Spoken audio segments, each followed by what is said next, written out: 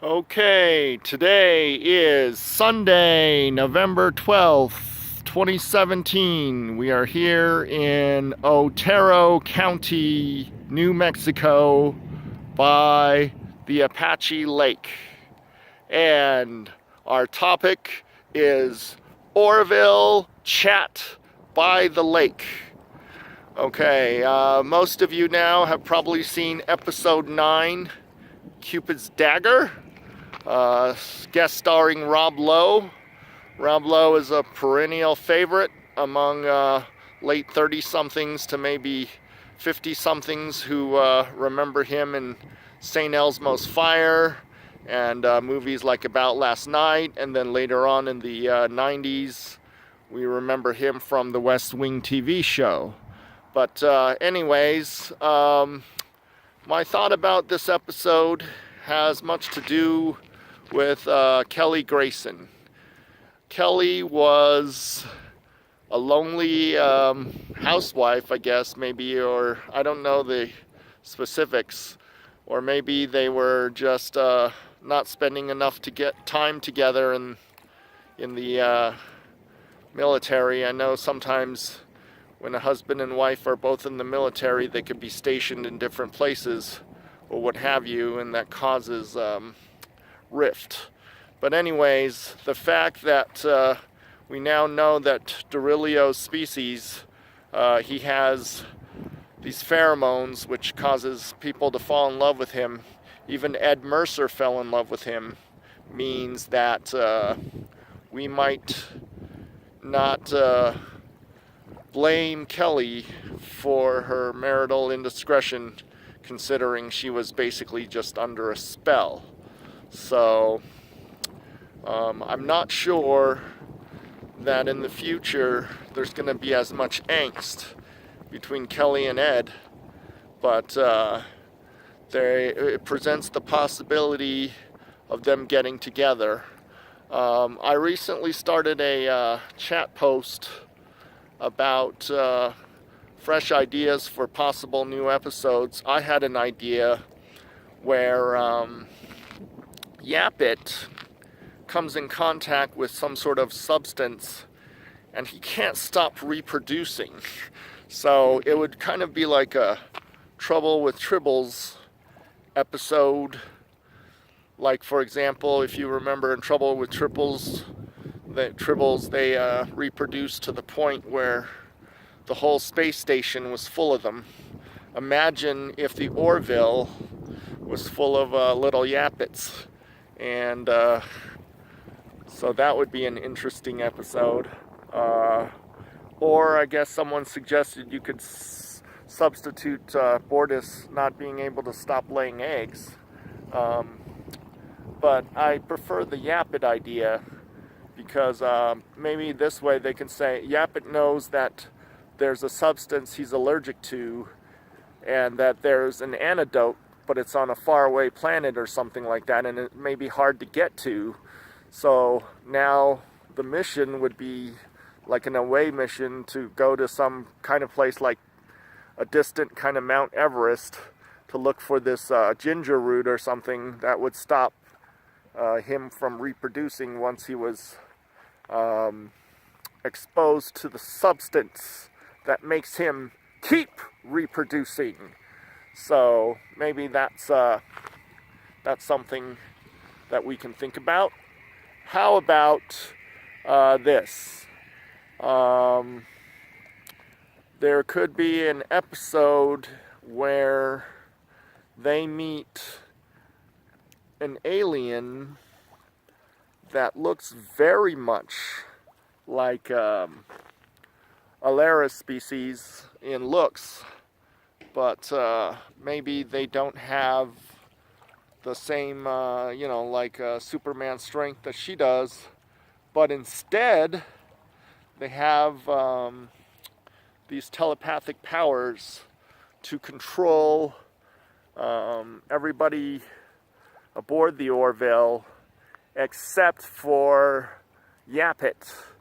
And Yap It is the one who has to save the day. Basically, I would like to see more of Yap It. I think he's a very interesting character, and I hope that the Fox network will make him more of a normal guy. I don't remember the name of the weird alien who rides the elevator, but he was a very interesting character too. Oh, also, since I'm an Asian American, I'm very glad that they did cast that male Nurse Park. I could have been Nurse Park, damn it.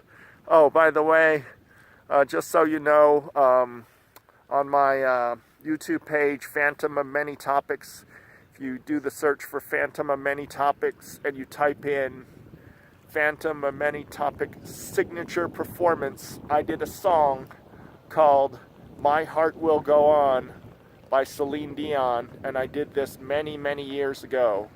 And I even came in 3rd place in the Navy talent show. That wasn't recorded, but I did. Oh, there's a truck passing by here, and you can see that's just the patrol truck. Actually, behind these hotel rooms, there's actually a casino back there. It gets a little bit noisy over there, so I decided to look for a more peaceful place to make this video. The next topic I want to talk about is Discovery, and why Discovery is not necessarily as liked upon by many Star Trek fans as Orville. I think Discovery would be a really great show first if it was set in the future of Star Trek. I think you could have introduced those purity Klingons as some other race, and nobody would have a problem with that. But since we already know Klingons for who they are, a lot of us have a problem with Klingons looking so different. Yeah, you can say that the 1960s Klingon in the original TOS was different too from the ones that were introduced in Star Trek the Motion Picture. However, that was explained away in the Phasa role-playing game as those were fusion human Klingons that we saw in the 1960s, and it was just a medical experiment. Now these Klingons are just completely different. They look nothing like Klingons. Now purity is the big thing, not honor, and I just don't like it. And automatically that set me off to not liking the show. Michael Burnham is a very I don't know what, it's kind of like an anti-hero, not really somebody that you can say, hey, this is someone we want to root for. In contrast, the Orville has a cast of characters that you can relate to. The protagonists are, something people you can empathize with, and they spent many different episodes getting to know the individual characters, spreading the wealth. Kind of like TNG had episodes of individual people, for example, like Deanna Troi being taken over by a space alien or something like that. I do like Cadet Silvia Tilly from the Discovery show. If you have heard of her, she is very interesting, I think. She's pretty and everything, but beyond that, she's very human and someone you can root for, which is not what I can say about Michael Burnham or Captain Lorca. So, but getting back to the Orville, there's going to be, 3 more episodes, episodes 10, 11, and 12.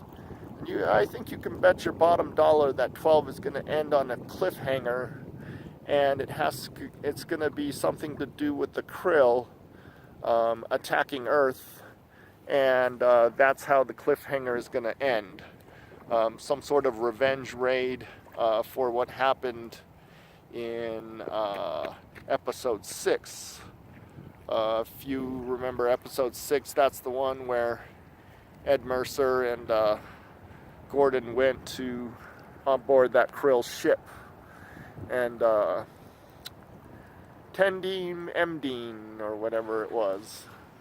So I do enjoy seeing the krill. I think they're a very good enemy. It is kind of reflective of certain fundamentalist religious extremists in the modern day world. I'm glad that Orville is very daring in that it takes touchy subjects such as the one in episode 3 about a girl, and other touchy subjects like the krill having their religious extremism, but it's not in your face, so it's done in a way that's tasteful, and so I'm very satisfied with the show so far. I would like to see a sequel to the Priya episode, but we don't know whether Mercer or Priya has any memory left of the first timeline where they met each other, because they could have been within a bubble, you know, when he did the fire. The people who are aboard the starship Orville may retain the memories. It's in time travel, that's called the bubble protection theory, where even though events change, the people directly involved are always remembering what has happened. So, let's see, we're getting close to about 13 minutes now. Might be running out of battery soon. I just want to say that I do hope that we do see more guest stars that are famous, that we like, you know, like the Rob Lowe thing, the Liam Neeson in episode 4, and also we have Charlize Theron in episode 5. I know that everybody wants to see Shatner or Patrick Stewart. I'd like that. I know Riker directed an episode, and same thing with the guy who played Tom Paris, Robert Duncan O'Neill. He directed an episode as well. So maybe they can show some FaceTime on screen in a future Orville episode. I wonder, does anyone know how many episodes the second season will be? Because usually, like Next Generation or Babylon 5 in the past, in the 90s, they all had 22 episodes, as opposed to the 6 or 12 or whatever episodes that Doctor Who does. And I don't know if Orville's following that format. Discovery might be following that format too. Either way, gives us something to watch on Thursday nights other than NFL football. Not going to get into the NFL on this video because it's not really directly related to the Orville, except that it is competition for the Orville for audience. But I think Orville is getting a solid 3.5 million audience. If Fox doesn't want to carry it to a third season, then maybe Seth can take it into syndication, like the way the Next Generation was, or the way Babylon 5 was, and then that way we can continue having this show. And I really do like the fact that this show is so representative of TNG and Voyager. Although Alara, not knowing about money, I mean, they got to use some form of money, otherwise what's the motivation for people, you know, to work? I mean, why don't you just buy a holodeck somewhere and live in it, like the way Lieutenant Barclay did in The Next Generation and in Voyager. I think if I were to buy a holodeck, I would never come out of it. And I think a lot of people feel the same way. Oh, I just want to know, let's say you go into like a holodeck, right? And you do, let's say you do the nasty. Does your bodily fluids and also the hair samples and stuff like that, do they remain behind? I mean, do they need to send like a little robot droid in there or something? You know, like the cleaner droids that you have in the movie Star Wars. You know, they go by and they sweep the floors. Because basically the question is, does the holodeck need to be swept after certain people use it for certain reasons? And remember, the Cherry 17 sex robot is now 17 years behind schedule. Okay, so I'm rambling on a bit, but it's almost about 17 minutes. Next episode, I guess it promised to be a scary episode, maybe. Maybe it's a horror episode, episode 10.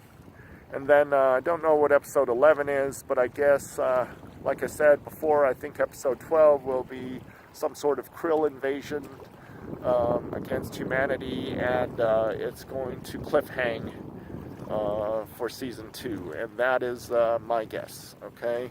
Again, this is Phantom of Many Topics. Thank you for watching. And if you want to comment, just put your comments below, and I'll try to respond as quickly as possible. Thank you, everybody. Bye-bye.